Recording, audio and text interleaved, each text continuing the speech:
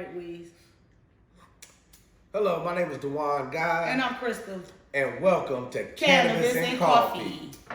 And today, we talking to my main nigga, Dewan Guy. I know y'all know who this is from Candyman, Baby Boy. The list goes on. Boston Public, 90210, Fresh Prince. I can go on and on, but we gonna let this nigga give his own introduction because if I start with this shit, it's gonna get too wild. Cause this is a classic ass nigga, y'all sleeping. I'm trying to figure out still, Dewan, how the fuck they bring back Candyman and you ain't come back and you the main motherfucker in the movie. Main nigga. Well, I ain't need to jump right into that, but I just need to know before we get into the show. I'm gonna say this, only God knows. I put the word out there. I tried to bring back Jake. You know, I put the word out there. But only God knows why they didn't put me in the film. But honestly, now, hold up. The movie ain't came out yet. So they could do a throwback, you know, just flash on back to the first Candyman little scene, little clip, and to me, and then I'll be in the movie.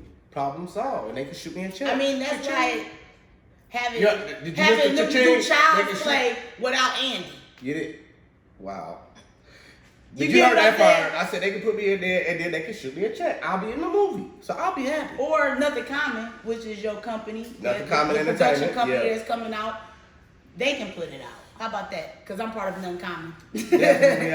I got my president right here, and I am the CEO, and this is Nothing Common Entertainment, and we bringing stuff at you like, man, Maserati Rick story coming soon. Our story. I'm trying to tell you, you can't do it.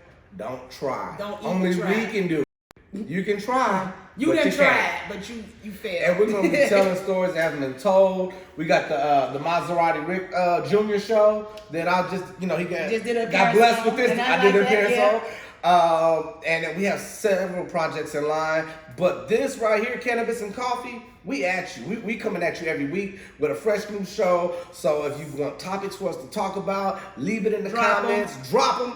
We're gonna be smoking on cannabis and drinking on or whatever coffee. You guys want to send us, not through the mail. Hey, before we get into my story and about me, didn't you tell me this morning you found a little fun fact about cannabis? Fun fact about cannabis and coffee that I learned that it helps with Alzheimer's, dementia. It helps alert the brain in seniors. It causes inflammation. And I'm just learning about inflammation, so look it up because I don't want to give you no false facts, but it does help with memory. With coffee and cannabis, it's a certain way it combines. It's the combination. The combination that helps something in the brain. Now, it helps inflammation. Now, we're going to let y'all know we're undisclosed. We're everywhere where we're supposed to be, so you never know, okay? And also, we're going to keep it real with y'all about whatever we're smoking. So today... And sometimes we have what we call mystery weed. So all you bougie people who be like, oh, what's the percentage? Oh, it's a sativa, it's a hybrid. We just be like, this is some good shit or not some good shit. It's looking good. It's looking good. We gonna smell good. Question mark. So, we'll keep it real on the weed. And right now, I mean, this is cool. This is cool weed, but I've had some Marathon OG. Shout out to Nipsey Hussle, RIP, Marathon OG. I'm telling you, that's some straight killer. Never had that one. Marathon, if you ever want to send some Marathon OG. We take clothes too. I'm trying to tell you, inbox me, and we can, Marathon OG, we love it. I mean, and a lot of times they just got funny names on weed. I want to ask you this though, because I'm not trying to cut you off, but I want to give you a couple shout outs. Okay. And I want you to shout out Pinky, your auntie. I want to just get this out the way. Okay. Well, let's just talk about Pinky because. Okay, I was gonna talk about Pinky. Pinky inspired me. Now y'all know who Pinky is. Y'all better go find out. Her government name is Irene Crawford. You can find her on Facebook and on Instagram. So that's her government name, Irene Nettles Crawford. So, she's gonna be our call-in. We're gonna be doing check-ins. Check-ins with Pinky. We're gonna be doing check-ins. So y'all gonna be hearing a lot about Pinky. She probably drinking coffee and right smoking now, cannabis watching right with now. us. Shout out to Pinky. Shout out to Pinky, Cannabis and Coffee. Get your coffee. Matter of fact, everybody, look. If you're watching, stop. Pause the video. Right now. Go get you some coffee. Roll up something so you can vibe with us, because you got to be on our level. It's about to go down. Right. It's about to go down. So go. Talking about Pinky, you want me to? Yeah, but I mean, we gave her a good shout out, but we're gonna come back to Pinky. What I want to do, I want to get right into the show. I want to talk about your career. I want to talk about what inspired you that young when you started on Candyman. What pushed you? What gave you that natural who you were? We gotta go to early beginnings. So let's go there. Okay, so a lot of people, you don't know what your first memory is or how far you can go back. My first memory is of me and my grandmother's house, who I call Mama, my mom's mom and my aunt's mom, doing improv scenes at the Cosby Show. Oh, okay. So she would be Mrs. Huxtable, and I would be Bud. And I could have been Rudy. Right, coming over. I'm mad as hell. I know you. Coming over to see if Rudy could come out and play or whatever, and we would do these improv scenes. Mm-hmm. And so I might have been 4 years old. I was very, very young. And then the next thing that I did towards acting was go to a place called the Dayton Playhouse, because I was living in Dayton, Ohio at the time. Even though I'm all Cali, I grew up in Cali. I had been going out to Cali since I was 5 years old. So you actually from Ohio? My birthplace is Dayton, Ohio. Okay. Shout out to all my people in the Midwest doing the Midwest thing. Detroit, I already know, in the building. But like I said, I went to Dayton Playhouse. That was there in Dayton, Ohio. My aunt, Pinky, this is how she gets back in the picture. She was living in Los Angeles at the time. Okay. And she had moved out there to do her career. She was doing her extra work. She was paying her dues so she can get SAG. And she had gotten SAG and she had gotten established. And then along comes me. And I was coming to visit for the summer. And she would put me in an acting school, which is Marla Gibbs Crossroads Academy. And I went there. And I would go in the daytime with the kids. And long story short, I just jumped off. But let's get deeper into the situation with how you got to Cali. What was it's because even as a kid, because I was a child that was raped. Because people do ask that question, like, how do you remember that young? Right. Impact. That's what make you remember something serious happened. That's when it starts. So in your childhood, something in your childhood gave you that, and even though Pinky inspired it and pushed it, something is, because everything comes from a pain. What pain did you have at that age that gave you that natural ability? Because it's kind of like you can't be a comedian. You can't be, because I study comedy. I study actors. You can't be these things. All the greats had a deep pain. They got impacted early. What was your impact for her to see that in you? Well, one thing that happened that I'll talk about, that happened, and I'm not saying that I won't ever disclose some of things because that happened in my life. Because that's important for you to explain this to the people, because... Hold on one moment. It's also important that there will be a book, there will be a movie brought to you by Nothing Common Entertainment. So we're going to leave something to find out, but this is what I'm going to share with you, which was a pivotal moment in my childhood. I didn't really know who my father was. And I think I was around 5 or 6. I was very young. And the man who I knew to be my dad was my mom's husband. So he was my stepdad. Okay. But I didn't know who my real father was, or that there was a real father to have, because I didn't know, So my real father, my biological father, came to pick me up one day, and we ride in his Supra. I remember this. I remember this. Because it impacted me. We riding in his Supra, and that's when he told me. He had a white Supra. It was an 80s. It was a hot car back there. Had the car phone in. Remember the car phone in there with the cord? Man, I'm trying to talk about. You was doing big shit. You had a car phone. So, and he told me that he was my dad. And that messed with my head. And then I started, okay, that's why I'm going to see him. And these are my grandparents. And so that really had an effect on me, because then I go back home and I'm like, well, you ain't my dad anyway. And it hurt my stepfather's feelings. I know I did, but I didn't know. So that was a strong impact. And going back to how I kicked off my career, and I was in the acting school, but it was my aunt Pinky. She was in an adult acting class. At the same school, John Singleton was in the class. That's real heavy. He was in the class. And I heard you talk about that on the other interview, and I want to talk about that on this one. And he was scouting for talent. And my aunt and her scene partner were doing a Raisin in the Sun, and they were like, "Hey, would you like to play Travis? You know, and play?" And I'm like, "Yeah, cool." You know, I'm always hold on. Even before Playhouse, I'm always in the home videos.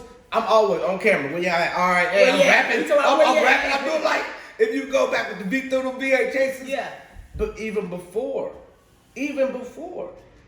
I'm getting on tables, rapping happy birthday to people at restaurants. I was an entertainer. Yeah. I was signing autographs. You was born into I was signing autographs in elementary school. Before you knew who you Before Boys in the Hood. Before I did anything. Kids, it was just playing. It was kind of like I was playing. You ever heard Kamora Simmons say that when she was 18, she knew she was gonna be a model. She wrote herself $1 million check, and she said she was gonna cash it. She didn't understand why she was just writing herself $1 million checks until you already know who you are. You already know who you are. This nigga is like the most classic nigga. He don't even know. I feel privileged being around him. You know, I don't even think sometimes you know your value. So I'll be having to check this nigga all the time. Who the fuck he is? Let's go back. We do this. You Let's go back. And we just decided to let y'all in on our Cannabis and Coffee, because Cannabis and Coffee is something we've been doing for a while now. For 5 years now. And this Nothing Common Entertainment has been 5 years. So now it's coming to manifest. And I'm not going to leave the audience there like, well, what happened? What happened? So yeah, I want you to finish. You put me in Travis in the scene. I did the scene. For the class, John Singleton's in the class, Morris Chestnut in the class. This night. And he sees me, and he wants me to audition for Boys in the Hood. Now, mind you, in LA, everybody's doing a movie. I'm doing a movie. And my aunt's like, okay, he's in the acting class, But turns out, he was. And his production office was at Marla Gibbs. Shout out to Marla Gibbs. For those who don't know who she is, 227, The Jeffersons, and, great actress. Whitman Mayo and her went at acting school at Crossroads in Leimert Park. Very pivotal to my career, Leimert Park too. So, John loved me. He wanted me to audition. I went to audition with Lawrence Fishburne to play young Trey. Okay. Now, mind you, this is John's first movie. It was a hood movie. It was a lot of cussing. This kid had a lot of cussing. I'm 8 years old. I look like I'm 6. It's supposed to be like a preteen 12-year-old. Right. So that didn't fly. But he wanted me in the movie. I was living in Dayton, Ohio still at the time. John Singleton had me flown from Dayton, Ohio to LA to do one line. This is unheard of. One goddamn line in Boys in the Hood. They got cut from the film. I've never seen the scene. We shot it. I was on set, Ice Cube, all that. They shot it, but they cut it from the movie. And people that don't know about movie sets, that can be so true, because you're going to be able to meet Denrita Stone, a comedian, but that happened to us on the Tupac set. We was on every damn scene, but was in none of the movie. I'm still been trying to figure that shit out. But that was my first lesson.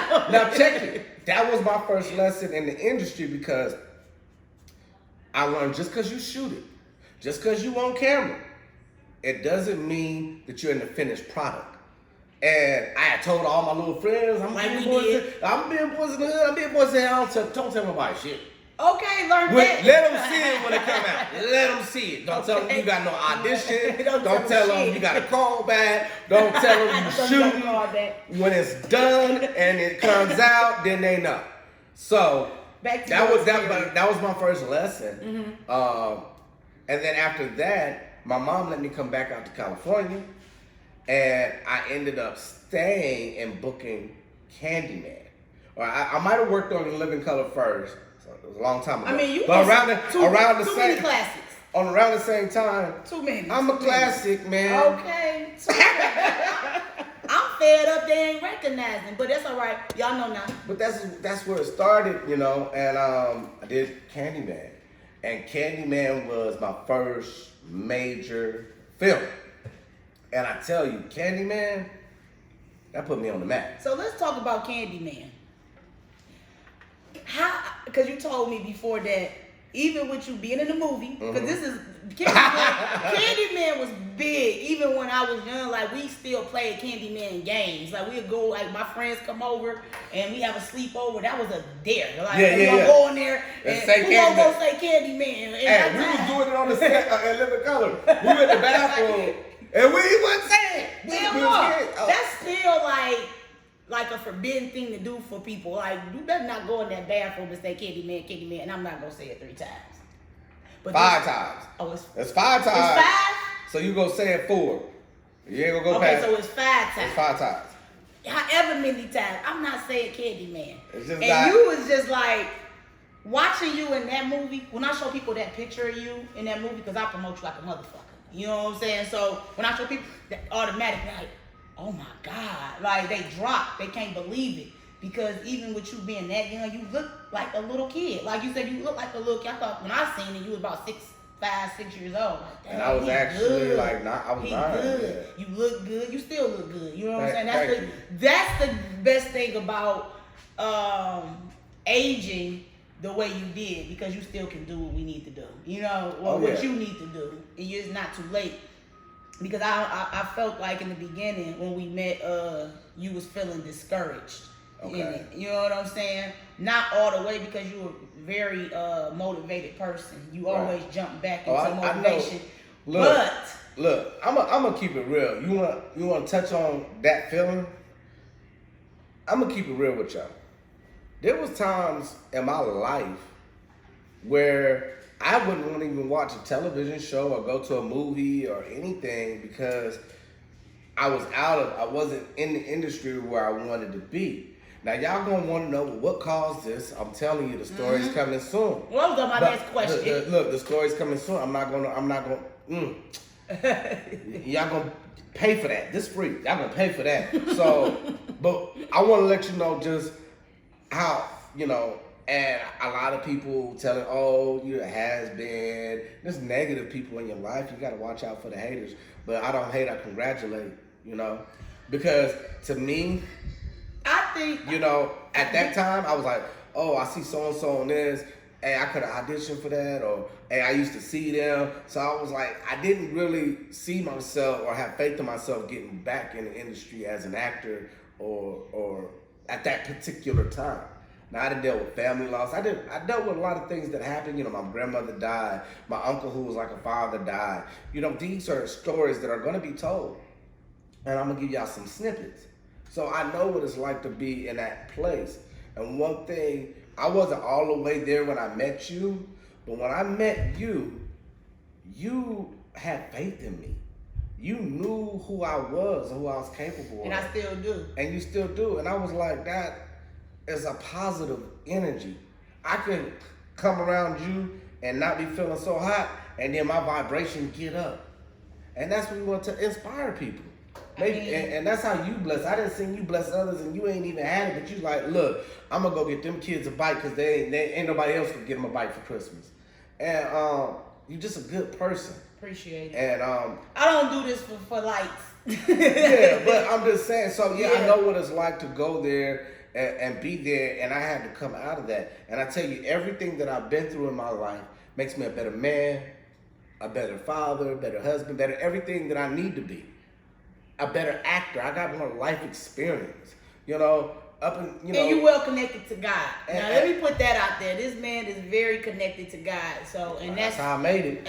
And I know that. So that's why we if it wasn't for the grace. If it wasn't for the grace, because I tell you, you got people out there and they have their own opinions about smoking weed or whatever. And hold on. We're gonna touch on this up to God. Let me light this up on the strength of God. I can listen to gospel music. I can meditate. I can pray. With this right here. Mm-hmm. It ain't nothing wrong with it. And everybody trying to tell you something wrong with it, something wrong with them. They believe in the controversy and stuff they put out there really because the weed was taking too much of everybody else's money. Mm-hmm. this is natural. They don't want you to have something natural that can heal you. They don't want you to have something natural that you can make clothes and do all these different things. Or keep you calm and with a stable mind, because they'll get you into making you think it'll make you paranoid or make you not think. And then you telling yourself these things and you're manifesting it yourself. It's not the weed. It's not the marijuana. It's you. So there's nothing wrong with it. I think that you just have to. It's all in the mind of how you look at it. And you don't abuse anything. Right. You can't overdo anything. That's not godly. Right. So don't abuse it. That's right. with anything. So yeah. So we're gonna be doing our Cannibus and Coffee. Yeah. Every time you come tune in with us, we got blunts rolled up. We drinking coffee. We talking about God. We can roll some. The wine got a million stories. I got a million stories. It's endless. And but Nothing Common Entertainment, I want you to talk a lot about Nothing Common Entertainment and tell them what Nothing Common is going to be and who we're looking for. Okay. You know, because well, let's talk about how you even got the name Nothing Common. We gonna go. I want you to start where it came from where you come up with that. And growing up, I told you that I had an Uncle Jay. Now, my Uncle Jay was the first black to work for CBS.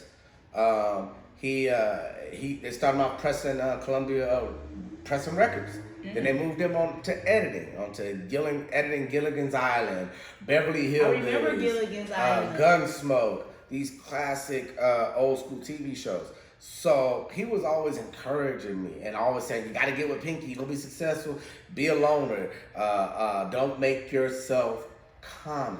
And he wasn't putting nobody else down. Always stayed sharp. And that ain't just about the way you look. These are golden nuggets, gems that he dropped down that I'm glad stick with me, even if I haven't always listened and put them into play, into action. But I can reflect now and remember that. Well, honestly, when he told you those, when he gave you those jewels, it was for the city. They're coming into action. Right. So you're using them.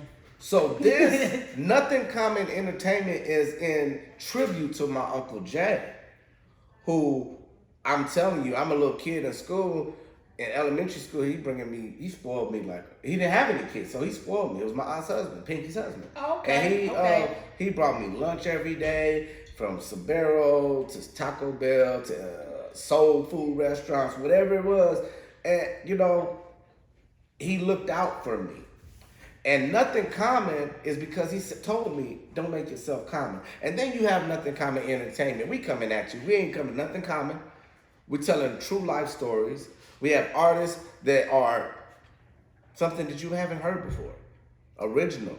Not coming with just what they hear on your everyday radio. Who is that? When you got to guess, that means that artist is sounding too much like another artist because you got to guess who they are. If somebody, you hear Beyonce's voice, you hear certain people's voice, you know who they are. So you know Bootsy when you hear Bootsy. We're gonna be doing television shows, movies. My story is gonna be told. The Maserati Rick story is gonna be told. The Tracy story is gonna be told. We have a lot of projects lined up that's been in the works for some years. So if you're interested in getting together and collaborating with Nothing Common Entertainment, leave something in the comments. Inbox me. Tell me about yourself. If you're a company, if you want to do the Maserati Rick story, like a big film company, and you're like, we want to do it, inbox me. Google us. Inbox me. DM me. Find us, and we can get together and we can connect and discuss getting that done. Because it's going to be on the level of American Gangster, like with Denzel Washington. Oh, yeah. The movie is going to be. It's bigger than that. It's bigger than Nino Brown. The man was buried in a Mercedes-Benz. It's bigger than Nino Brown. The man was buried in a Mercedes-Benz casket. Yes. Now, yes. I know we didn't plan to do this. No. But I'm going to ask you, Crystal, who was Maserati Rick to you? And tell me about your relationship. I'm gonna be real honest with I don't have mixed feelings because people get it confused about him, about who he was because he sold drugs, but that's not who he was to me. I didn't know about that life. I didn't know about him selling drugs. I just seen him as a good person. He was a good person. That's why I'm like I am. I'm a giver. what I remember about him, because he died when I was young. I was like 7 when he died. And he always gave me stuff to give other people. So when I go out to the ice cream, like an ice cream truck, when he comes down the street, he'll give me $300-$400 in ones.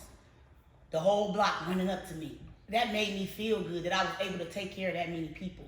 And that's what he was about to me. So even with my brothers and sisters and everybody in my family, if they don't have it, if I don't have it, even with people in the world, I'm the giver.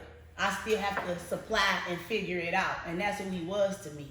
He didn't do the things he did because he wanted to be flashy. He was the least flashy. He had a car fetish, you know what I'm saying? Right. But he was the least and flashy. He dressed nice, and he dressed nice, he dressed well. Like he wore suits, you know what I'm saying? But he wasn't all the rings and all the jewelry. Especially during the 80s, that was it. That was big. All the big. big chains. You'll see him maybe with one chain like you wear, or maybe 2, but you will never see him gaudy.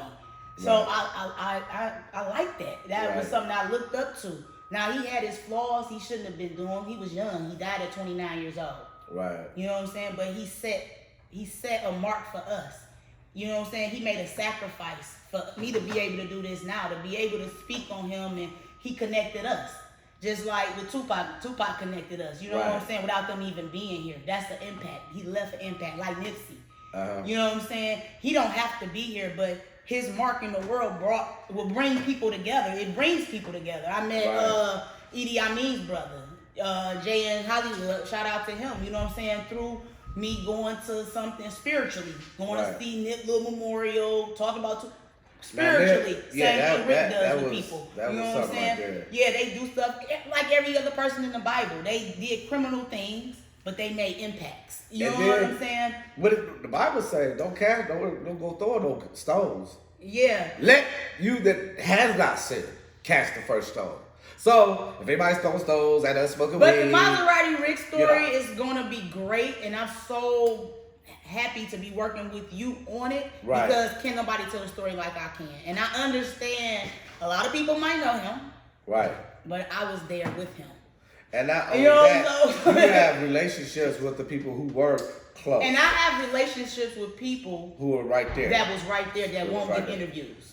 That we can. You hear that? So don't try calling nobody. Don't try searching all over Detroit. You can't do it. You can't get it. So if you ain't going through nothing common entertainment, it's impossible. It's impossible. So if you look up Maserati Rick, you're gonna get the same footage, the same stories, the same people for years until you came this way, and you're gonna get the real story.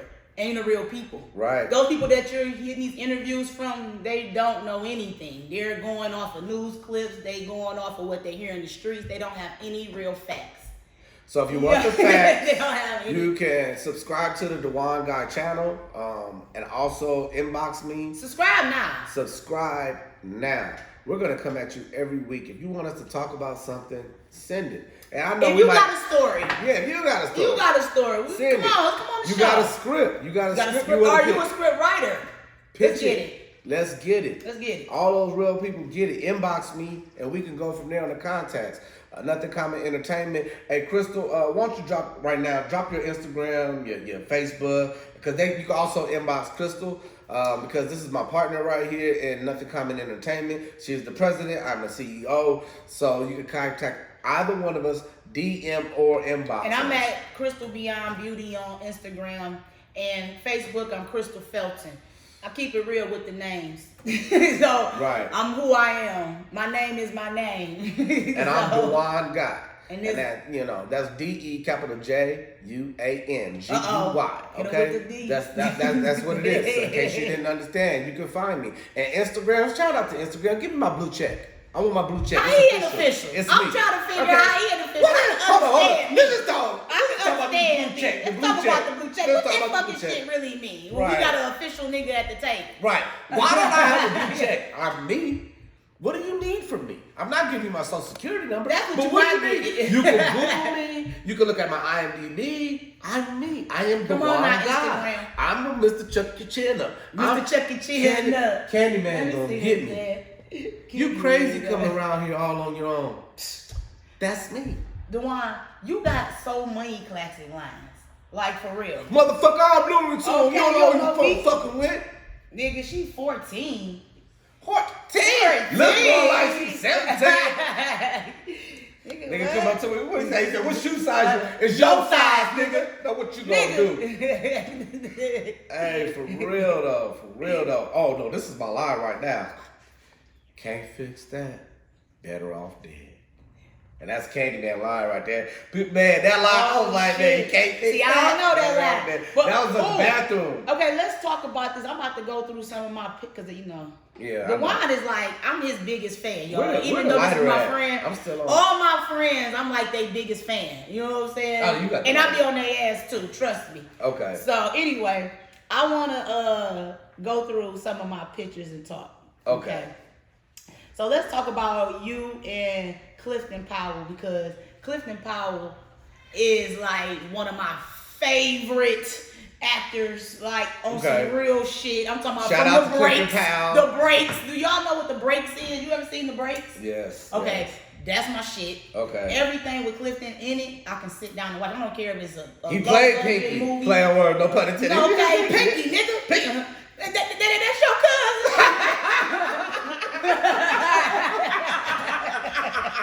You fine. That's your cousin. You fine. Man. So classy. So how was it like being around Clifton Powell? Let's talk about how you got into about Clifton Powell. Clifton Powell is the most real, down to earth, tell you like a T.I. is person. Okay. How I was going to school for audio engineering. Shout out to SAE Institute of Atlanta. I went there, and I came up there to do some lab hours in the studio, and I was waiting. You know, got there early, and all of a sudden I just see Clifton Powell out there. And I just started talking to him, and I didn't even tell him I was an actor right away. But I want to let him know I was an actor, and he said, well, you should be in my class. And next thing you know, I'm taking his acting class. And, you know, he just kept it real with us about the industry and everything. And if you did some stuff and it was good, he let you know. If it wasn't shit, he let you know.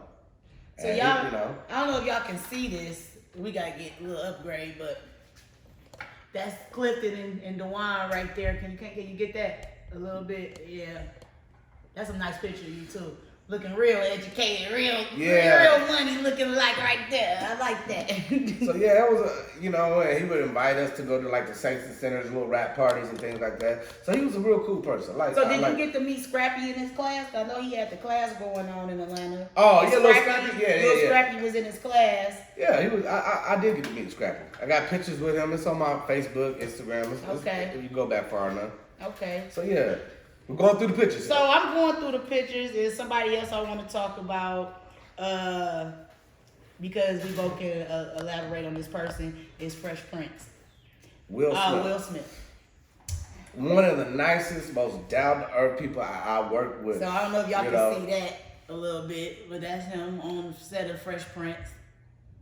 I used to have to fight with my mama to watch Fresh Prince. That was my punishment. If I didn't clean up, that I couldn't watch Fresh Prince. I'm writing letters. Please, let me watch Fresh Prince. That's how bad I was about Fresh Prince. But I tell you, so that was a fun set. I want to hear about that. I want to hear a little bit about when you met Fresh Prince, because I got to meet Fresh Prince too. So that's why I wanted to talk about him. So you want me to tell my story? Yeah, you gonna tell me your story? No, we're gonna talk about my stories on the next show. But let's talk about your experience with... Well, I was excited. I mean, to work on Fresh Prince. I mean, this thing, in the 90s, Fresh Prince was the shit. That was like the Cosby Show of the 90s, really, It was. And everybody, wanted to be on the show, wanted to work on it. And Will Smith was one of the nicest, most down-to-earth people. He gave me a CD and autographed it. I didn't even ask for the autograph. I was just like, I'd like to have your new CD, whatever. I'm a little kid. I like rap music, and it was just like, we went to his dressing room like before the show, and everybody hyped up and danced and just loosened up, and it was fun. And then he even had Nike send me some shoes for Christmas. Now that's lit. Now that's lit. Shout out to Will Smith. I would love to work with you again. We will be working with you. Definitely, definitely would love to work with you again. I see you're inspiring people on your Instagram and social media posts. I've been inspired from a lot of the things that I hear from you, Will. So it was a positive experience working with you as a child. I would love to work with you as an adult. Shout out to Will Smith. Jada Pickett Smith. Her children, they have a beautiful family. All of them. And I love their energy. I can feel their energy from right now. I don't know where they at. I feel their energy right now. They so good. Shout out to Tia and Tamara. You know? Oh yeah, you was telling me your they were. Let's talk about them too, cause I used to like Tia and Tamara. Ooh. I worked on Sister, and they were just the sweetest. You could tell they had a good upbringing. You know, their parents raised them well because they were down to earth, and it was their show. You know, so some people that's their show, so they're cocky with it. But she was the most both of them, most down to earth people you want to meet, interact with. I ran into her recently, Tia, after John Singleton passed. Okay. Rest in peace, John Singleton. Did you go to his passing? I didn't go to his funeral. I went to Nipsey Hussle's funeral. Okay. And that was crazy. That's a whole other story. But John Singleton had passed, and they were doing a tribute and a screening of Boys in the Hood. So I went to the screening, and I had my Chris Shaw, shout out to Marathon Clothing. I'm looking for sponsorships, so Marathon Clothing, get at me. I got my All Money In hat. You'll see that on the next And Lauren London, I want to say this to Lauren London. I feel your pain, but we need you right now, because you're the only person, as far as with the Maserati Rich story, that can play my mother. Ooh. Yes, because my mother went through what you're going through now, and I went through what you're going through at 19 years old. I lost my son's father before he was born, and that impacted me. It may not have been a bit on the world, but it impacted me, but it will put an impact, and I know what she's going through. So I'm not going to say keep your head up, because it's not nothing you will ever get over. I'm going to say keep moving. You know what I'm saying? Yeah. And make an impact like he did. That's why he put you in that position. Right. Because you can make an impact. Yeah, because help us with this movie, Lauren London. We need you. You know what I'm saying? And her mom went through it with Maserati. With Maserati. You know what I'm saying? With him and losing us. You know what I'm saying? So you lose a family. She didn't just lose her husband. She lost her family. Right. You know what I'm saying? And she got to rebuild. And she got to take over where he left off. And still be strong. That's hard. And people don't understand that. And it's not a joke. And have to be able to watch him every day. To be able to see people talk about him, hear about him. Sometimes you want that shit to die down. Probably so to you this can, day. I know. Even with my mom. Still not over, you know what I'm saying, Rick. Right now she still talk about him. It's not out of spirit. So it's never something that's gonna end for her. So let's help people. Let's do what Nick was trying to do. Yeah, let's get her out here. Lauren, we need you. You know what I'm saying? The world needs you. Let's get that story out here. Let's get Nick's story. Let's talk about how y'all met. Let's talk about how he impacted you. We need you on the show. We need you on the movie. Yeah. Look, if there is a celebrity or anybody who wants to, kind of stop in or have a check-in on here on Cannabis and Coffee with and kick some jewels. Snoop. We trying to say you. T.I., holla at us. Holla at T.I. Holla at whoever you are, man. You want to come in and sit down and talk about, drink some coffee. And Tyler Perry. Yeah. Because Tyler Perry just did an interview with T.I. on his show. Yeah. And I was surprised that he was drinking liquor. I said, I'm having a drink with Tyler. I ain't know yet. But he drinks, so yeah. Everything, in this new And if you don't smoke marijuana, we will exit out on your appearance, but this is our show. This is Cannabis and Coffee. There's a lot of all you closet cannabis smokers, come on out.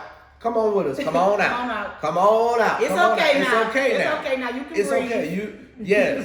Yes, it's okay. I understand for all your life you've been hiding that you smoke weed.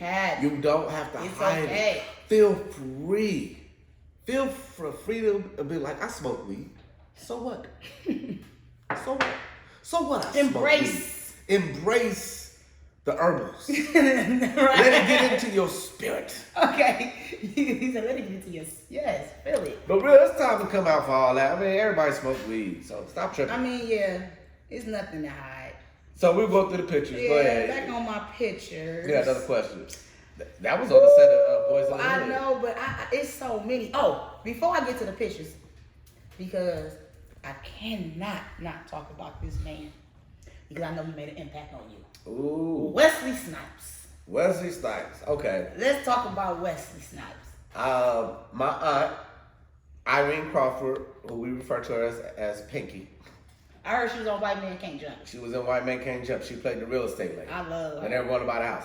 So she went and auditioned on set. So they were shooting. And she took me with her. And I had an opportunity to meet Wesley.